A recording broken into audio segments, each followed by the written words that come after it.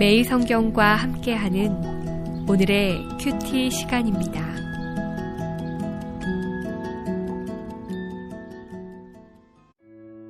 (8월 4일) 오늘의 말씀은 사무엘하 13장 23절에서 39절입니다.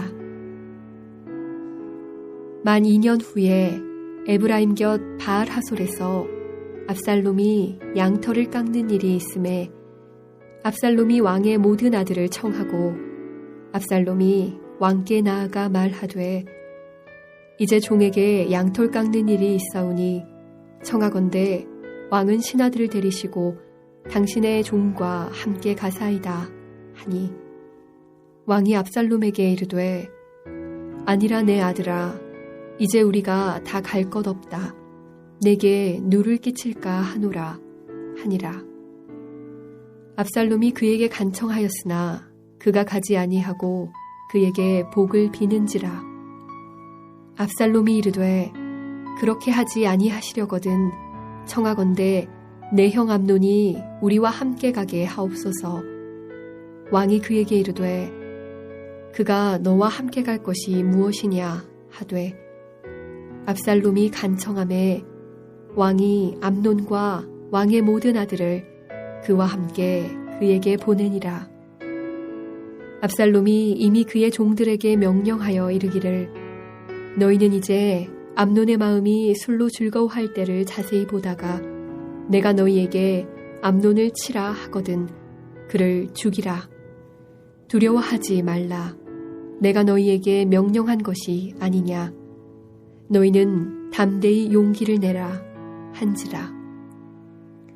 압살롬의 종들이 압살롬의 명령대로 암논에게 행하매 왕의 모든 아들들이 일어나 각기 노새를 타고 도망하니라.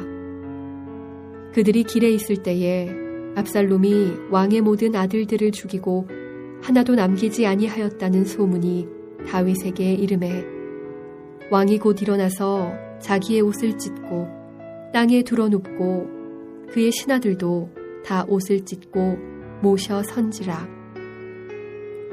다윗의 형 시므아의 아들 요나답이 아뢰어 이르되 내 주여 젊은 왕자들이 다 죽임을 당한 줄로 생각하지 마옵소서.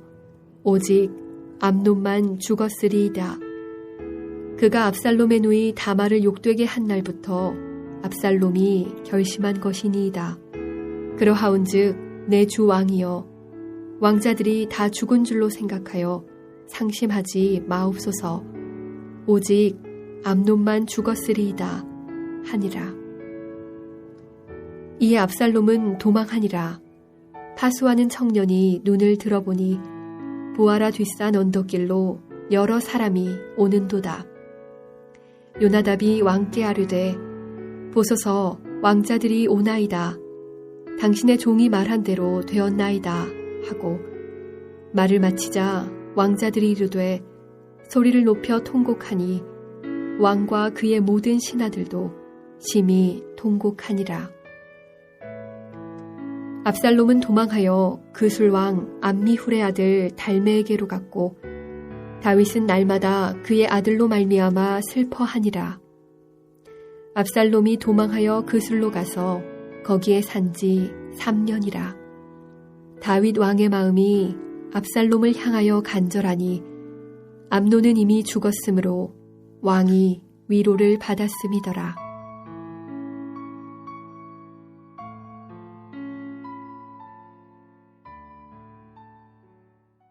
자신이 했던 잘못을 자녀들이 그대로 반복하고 있다면 그것만큼 후회스럽고 가슴 아픈 일은 없을 것입니다. 다윗은 바로 그것을 경험하고 있습니다. 2년 전 암논이 다말을 범한 일이 다 끝난 줄 알았지만 그 일은 2년이란 시간 동안 진행 중이었습니다. 바로 압살롬이 암논을 죽일 계획을 세운 것입니다. 압살롬은 에브라임 곁 바알 하솔이라는 곳에서 양털 깎는 잔치를 베푼 것을 보면 그는 암논을 죽이고 도망가기 좋은 장소를 선정할 정도로 치밀하게 이를 꾸미고 있었던 것입니다. 압살롬은 암논을 죽이려는 의도가 드러나지 않도록 처음에는 왕의 아들들과 함께 다윗도 초청합니다. 당시 양털 깎는다는 것은 일종의 추수하는 날로 양떼의 주인이 많은 사람들을 초대하여 잔치를 베푸는 것입니다.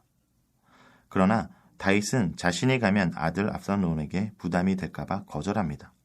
그러자 압살롬은 암논이 아버지를 대신해서 올 것을 요청합니다. 다윗은 처음에 암논이 굳이 갈 필요가 있을까 했지만 압살롬이 간곡히 부탁하자 결국 그의 뜻을 들어주게 됩니다. 여기서 압살롬이 얼마나 치밀하고 강교하게 계획을 세웠는지 볼 수 있지만 다윗 또한 증오의 마음을 품고 있는 아들 압살롬에 대해서 무심했던 것을 볼 수 있습니다. 성경 본문은 압살롬의 악한 계획이 다윗의 결정으로 실행되는 것으로 말하므로 이 일이 다윗과 전혀 무관하지 않음을 말하고 있는 것입니다.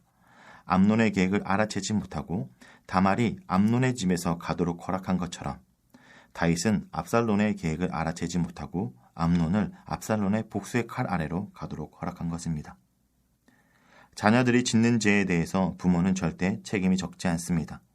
홈리와 비나스에 대해서 어두웠던 엘리로 인하여 그의 가문은 비극적인 결말을 맞이하게 되고 암논의 음란함, 압살롬의 증오에 대해서 어두웠던 다윗으로 인하여 그의 가문은 비참한 일을 경험하게 되는 것입니다. 혹시 자녀를 둔 부모가 있다면 우리 자녀가 어떠한 마음을 품고 어떠한 상황 가운데 있는지 돌아보기 원합니다. 표면적으로 드러나지 않았다고 하여 현재 우리 자녀가 괜찮다고 확신하는 것은 안 됩니다. 끊임없이 관심을 가지고 그들의 삶을 돌아보며 기도의 끈을 놓아서는 안 됩니다. 형제 간의 살인으로 이어진 끔찍한 사건이 다윗의 무심으로 비롯되어 커졌지만 이 일을 감행한 죄에 대한 직접적인 책임은 바로 압살롬입니다. 압살롬은 2년 동안이나 이날을 기다려온 것입니다. 즉 이 사건은 우발적인 살인사건이 아니라 치밀하게 계획된 살인사건입니다. 압살롬은 암몬이 다말을 범한 그날 그를 향한 증오를 품고 이미 2년이라는 시간 동안 살인자로 살아왔습니다. 그리고 이날 그를 죽임으로 그가 살인자라는 것을 확정한 것입니다. 압살롬이 살인자가 되지 않을 수 있는 길이 있었습니다. 그것은 다말이 암논에 의해서 치욕을 당했던 그날 그때 다윗에게 공의로운 심판을 호소하는 것이었습니다. 그러나 압살롬은 다윗에게 공의로운 심판을 요구하기보다는 자신이 자행하는 끔찍한 심판을 원했다는 것입니다. 그리고 압살롬의 행동을 더 자세히 살펴보면 그의 행동은 단순히 다말에 대한 복수가 아님을 알 수 있습니다. 표면적으로 다말에 대한 복수이지만 결국은 자신이 왕이 되려는 욕망을 성취하라는 것입니다. 다윗의 아들 중에 다윗 왕위를 계승할 서열 1인자가 암논이었고 그 암논을 죽임으로 말미암아 그 다음은 압살롬 자신이 되는 것입니다. 그래서 압살롬은 자신이 준비한 자들과 함께 거사를 치르는 그날 암논만 죽이고 나머지 왕자들은 손대지 않았습니다. 사람들은 누군가 자신에게 조그만한 해를 입히면 그만큼이 아니라 그보다 더 크게 복수하려고 합니다. 공의로운 심판보다 공평한 복수를 원합니다. 혹시 나도 누군가 내게 입힌 상처를 기억하고 증오를 품고 복수를 꿈꾸므로 이 소중한 시간에 살인자로 살아가고 있지 않습니까? 지금이라도 늦지 않았습니다. 주님께 그 문제를 호소하고 주님께서 공의로운 심판을 하실 수 있도록 맡겨드리십시오. 내가 심판자가 되려고 할 때 또 다른 죄를 짓게 된다는 것을 잊지 말아야 합니다. 기도하겠습니다. 주님, 끔찍한 일을 반복하고 있는 다윗의 가문을 보았습니다. 혹시 제가 지은 잘못으로 제 자녀가 그 죄를 되풀이하고 있다면 불쌍히 여겨주시고 우리 가정을 구원하여 주시옵소서. 자녀의 영적인 문제에 무심했던 것을 용서하여 주시옵소서. 혹시 우리의 무지와 무관심으로 자녀를 노엽게 했다면 용서하여 주시옵소서.